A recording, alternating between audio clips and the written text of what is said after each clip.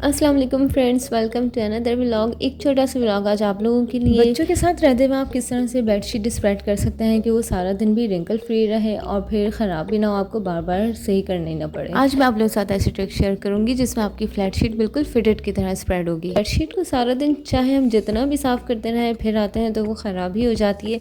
फिर अकेले रहने की वजह से, आप अकेले काम करने की वजह से प्रॉपरली बेडशीट को नहीं स्प्रेड कर पाते हैं, उसके कॉर्नर्स को सही से फिट नहीं कर पाते हैं, तो फिर बेडशीट अक्सर रिंकल्स के साथ ही रह जाती है। वैसे तो बहुत मुश्किल होता है बच्चों के साथ बेडशीट को स्प्रेड करना, लेकिन अगर आप एक बार अच्छे से बेडशीट स्प्रेड कर लेते हैं तो फिर सारा दिन के लिए आपकी छुट्टी हो जाती है। इसके साथ ही मैं आप लोगों के साथ शेयर करूंगी कि मैं अपने मैट्रेस की किस तरह से केयर करती हूँ। तो सबसे पहले मैं अपने मैट्रेस के ऊपर प्लास्टिक शीट बिछाती हूँ ताकि अगर बच्चे इसके ऊपर पानी वगैरह गिरा दें तो एटलीस्ट मैट्रेस के ऊपर नहीं जाए। इसके बाद मैं इसके ऊपर दरी बिछाती हूँ। दरी का ये फ़ायदा रहता है कि दरी के ऊपर लेटने से आपको बहुत ज़्यादा गर्मी नहीं लगती, चूँकि फोम बहुत ज़्यादा गर्म होता है तो दरी उसको ठंडा रखती है और आप तक गर्मी पहुंचने नहीं देती। लेकिन मैं दरी का इस्तेमाल सिर्फ गर्मियों में करती हूँ। इसके बाद मैं इसके ऊपर फिटेड बिछाती हूँ। फिटेड का फ़ायदा ये रहता है कि एक तो बेडशीट बहुत स्ट्रिक रहती है और दूसरा ये कि जो बेड है, जो मैट्रेस है मेरा, वो भी सेफ रहता है। तो सबसे पहले हमारा स्टेप होता है कि हम अपनी फ्लैट शीट को स्प्रेड करें और फिर मेक श्योर हो कि इसके कॉर्नर्स इक्वल हैं कि नहीं है। देन हम फ्लैट शीट को बेड साइड की तरफ से अंदर दबाएंगे, जो कि अक्सर लोग नहीं दबाते। तो फिर उससे ये होता है कि आपकी बेडशीट पे बार बार रिंकल्स पड़ते रहते हैं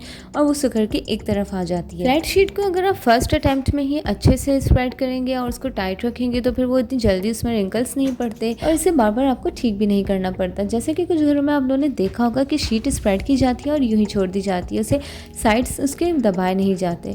तो इससे ये होता है कि उनके रिंकल्स पड़े रहते हैं और जब आप रूम में एंटर होते हैं तो वो रिंकल्स बहुत ही बुरे लगते हैं। ऐसा लगता है जैसे पूरा रूम ही मैस्ड हुआ हुआ है।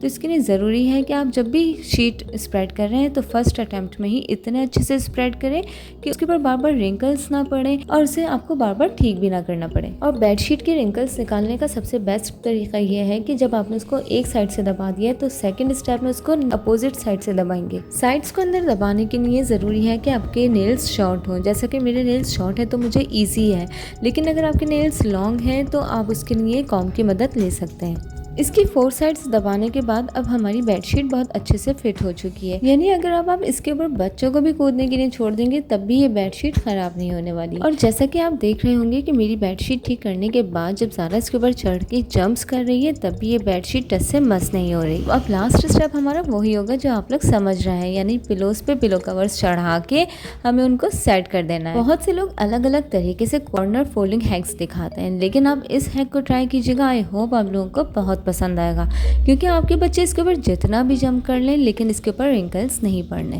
और लीजिए जनाब, हमारी बेडशीट बिल्कुल एक फिटेड की तरह लग रही है। बेस्ट रिजल्ट के लिए इसके नीचे जर्सी का फिटेड यूज़ करें, इससे आपका मैट्रेस भी सेफ रहेगा।